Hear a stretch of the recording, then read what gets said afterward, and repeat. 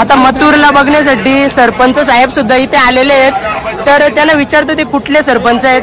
तर नमस्कार दादा, तुम्ही कुठले सरपंच? नमस्कार, भोरचा आहे मी. हा, भोर जिल्हा पुणे. तर आज तुम्ही मथुर बद्दल काय बोलाल आणि इथले जे प्रेक्षक आले त्याच्याबद्दल काय बोलाल? आम्ही खास मथुरसाठी या ठिकाणी त्याला बघण्यासाठी आलोय आणि त्यासाठी मथुर वेगाचा बादशाह आहे आणि मी पहिल्यांदाच या ठिकाणी मैदानात आलोय राहुल दादाला आणि मथुरला बघण्यासाठी. तर तुमचं सरपंच पद आता सुद्धा म्हणजे चालू आहे? आता नाहीये, मागच्या 5 वर्षात माजी सरपंच. तर दादाविषयी काय बोलाल तुम्ही? दादा रॉयल माणूस आहे. दादाला मी 2-3 वेळा भेटलेलो आहे, पण लाखो पोरांच्या गळ्यातलं ताईत आहे दादा.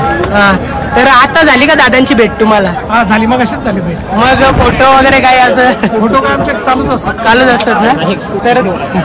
तर दादा तुमच्यासोबत आता इथे किती मंडळी आलेली?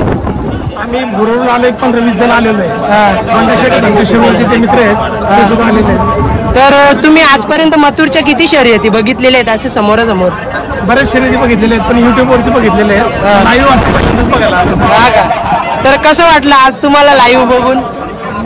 असं एकदम छान वाटलं. आता असं वाटतं की कंटिन्यू शर्यती बघायला तर बघा मित्रांनो, सरपंच साहेब सुद्धा आपल्या शर्यती बघायला एवढं आता आतुर झालेत. तर मित्रांनो, या शर्यतीमध्ये काहीतरी वेगळं रुजलेलं आहे. तर साहेब तुम्ही काय बोलाल, याच्यात काय रुजलेलं आहे? आपली परंपरा आज पंढरीची वारी चालू झालेली आहे, तशीच आज पेडगाव बैलांची वारी म्हणजे महाराष्ट्रातलं सर्वात मोठं मैदान आहे यासाठी, आणि बरंच पब्लिक या ठिकाणी बघतोय. लाखोचे आणि पब्लिक या ठिकाणी आलेले आहे, त्यामुळं छान वाटतंय. तर प्रत्येक माणूस या मैदानाला पेडगावची पंढरी म्हणतात आणि आपल्या पंढरीचे अनेक वारकरी सुद्धा आता त्यांनी प्रस्थान केलेलं आहे पंढरपूरला पोहोचण्यासाठी. तर त्या मथुर समोर आलेला आहे आणि एखादी लात घातली तर परत मी उठणार नाही.